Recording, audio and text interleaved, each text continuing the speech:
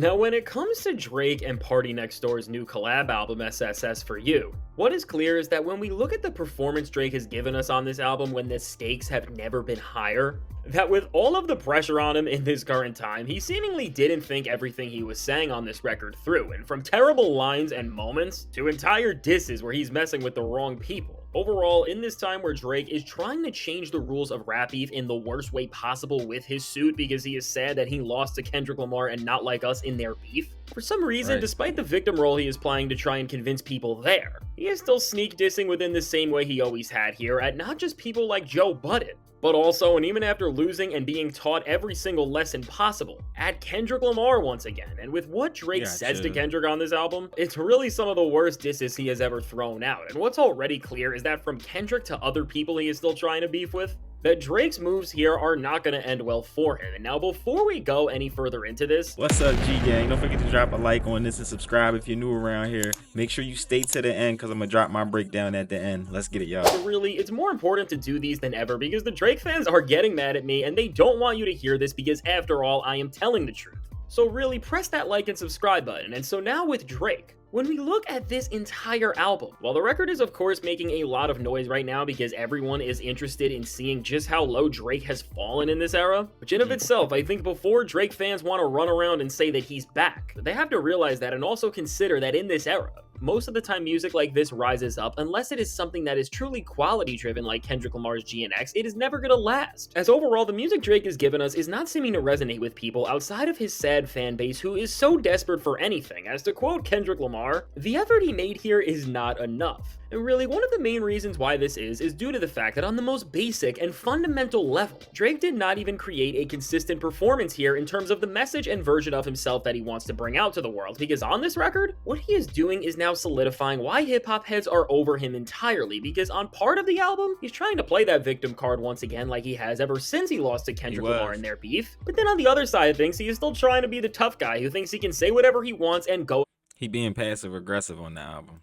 against anybody as well, and ultimately, these contrasting egos create a performance on this album where Drake will then rap about how he is over beef and what it means and he only wants to get the party going, but then in the same regard he says that no matter what people want him to do and what's happening, he can't get over all of the rap beef that has went down and that he is only going to stand in it at this point going forward. And when it comes to this confusion and ultimately in terms of trying to create a cohesive and dynamic experience, really with the stakes being this high and coming from an artist who is of Drake's level, it's really just an artistic embarrassment. We don't see this mess anywhere more than on the track Give Me a Hug, as with Drake giving what is his most lyrical performance since the entire beef here, while at one point everyone would think that Drake getting back to actually rapping would be a good thing, because of where he is at, he just allows himself here to expose how lost and out of touch with reality he is. For me, Give Me a Hug. He's done this in prior albums, where he'll have an album, but at the end, like the joint with him and Future, they had their joint album, but at the end of the album, he did his own little cuts. That's what Give Me a Hug was for me. An album full of R&B pop songs. He took a second to kind of rap, I guess. Don't forget to drop a like on the show. And this is, of course, what happens here in the worst way possible. As throughout this entire song, Drake codes this thing with so many disses that are all trying to head Kendrick Lamar's way, and once again, with Drake trying to talk about this plot to end his career and everything that came with that, what Drake tries to do here is diminish the impact of Kendrick Lamar's career and what the beef actually did to him. And I mean, while Drake can say all of these things on a song, and again, act like he is all good, I mean, we all just saw the Grammys and the Super Bowl. We have seen the reality of how much you've lost and how you have reacted to taking such a massive L. And now beyond this, which really, these lines just set the scene, things only get much worse from here. As Drake is now trying to comment here and seemingly diss Kendrick Lamar and everything he's done, as he talks about how hip-hop has flipped and what the impact of everything is with Kendrick Lamar as the leader of the genre, as he tries to make this clever line about how girls and dancers now need to do their job with a dictionary in their hands, which is of course his way of trying to make fun of Kendrick Lamar for actually having substance in his music and keeping the level of quality in his lyrics high even when he is making major hits. And But that goes back to Kendrick kind of saying the party's over. You get what I'm saying? Turn his TV off.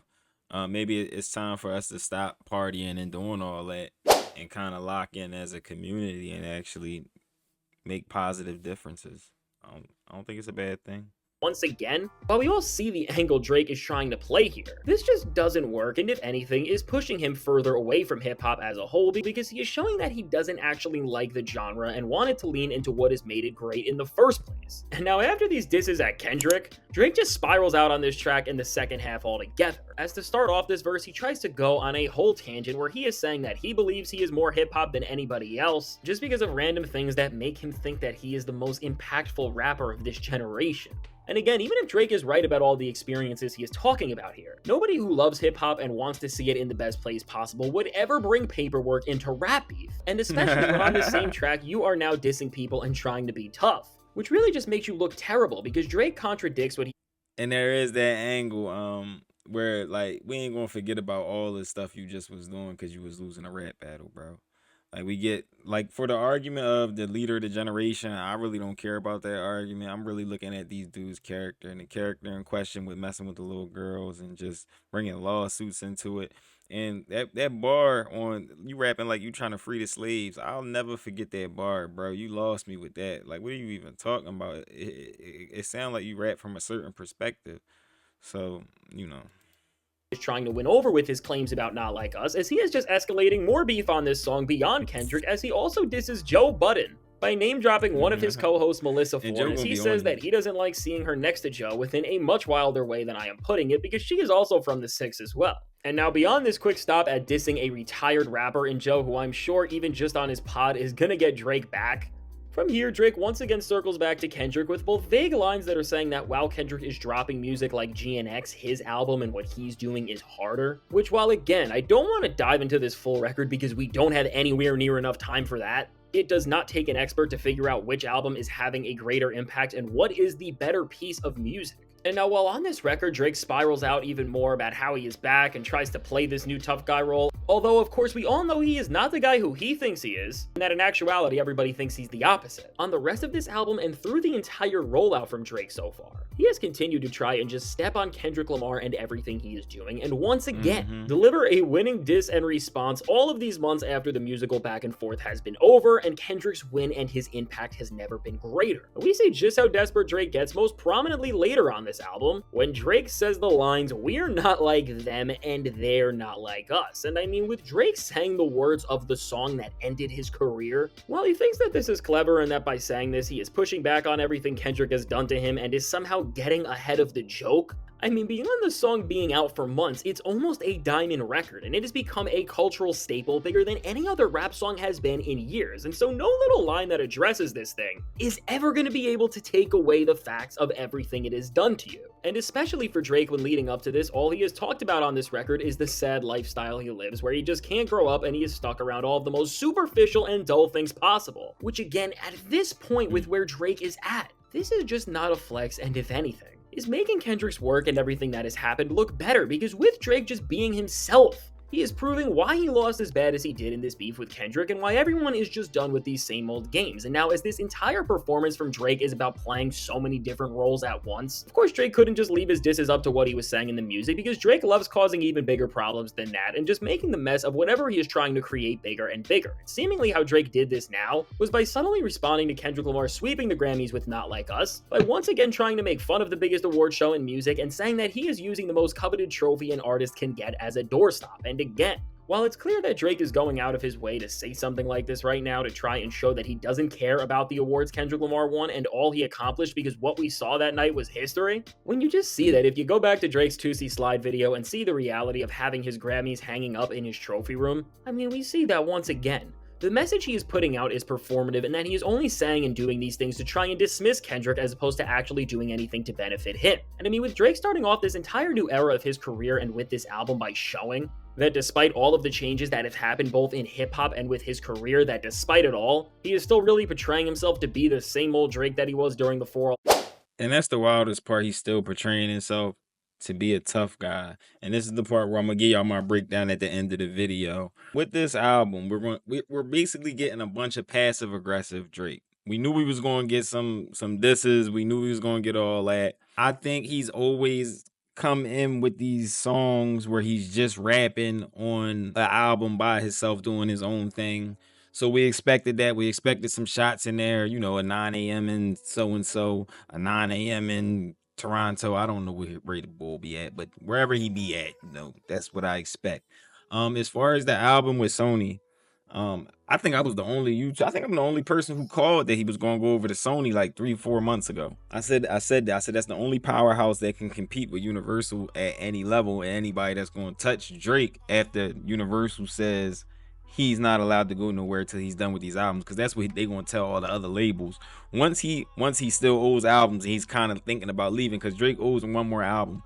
So people are asking, how is he over at Sony dropping an album and he still owes an album to Universal? So what's going on is he's using his imprint OVO as a group imprint, and now he's going to parlay that into his own deal with Sony. So OVO Sounds is now going to drop music over at Sony. Party Next Door's album is going to come out underneath Sony. And I wouldn't be surprised if he doesn't drop all of his music now over at Sony for the most part. He's going to give Universal one more album, but he already has it set up for his group to be dropped on Universal. And for my people, they're saying like, oh, what you saying, G? What I'm basically saying is, so if you ever seen the movie Straight Outta Compton, they started off as a group, and Ice Cube was actually signed to the group, so he couldn't come out as NWA Ice Cube. He had to go solo and come out as just Ice Cube by himself, but he couldn't associate himself to NWA, so he went at him and did all that, and he ended up becoming Ice Cube. So he did basically what Drake did backwards. You get what I'm saying? You see how he was in a group and he left and went solo, but he was signed to the group, so he couldn't do nothing. The only way he could do it is if he left and went solo and became a new imprint that's not a part of NWA. No, Ice Cube is his own imprint. And now you can make music and make money from it. You get what I'm saying? Drake is just doing that, and Drake's just doing that the opposite way, basically. Instead of being in a group, he's solo, and the way out of that deal being solo, you would then come with the group. That's all. All right, so it's your boy What's Up G. I hope you enjoyed this breakdown. If you did, don't forget to drop a like, comment, subscribe. What do you think about Drake going over to Sony? Do you think this is his move to kind of, parlay his way out of the Universal deal? And if you want more in-depth Drake and Kendrick Lamar breakdowns, make sure you click this button right here before it disappears. If ain't nobody told you they love y'all, I love y'all. I'm out, y'all.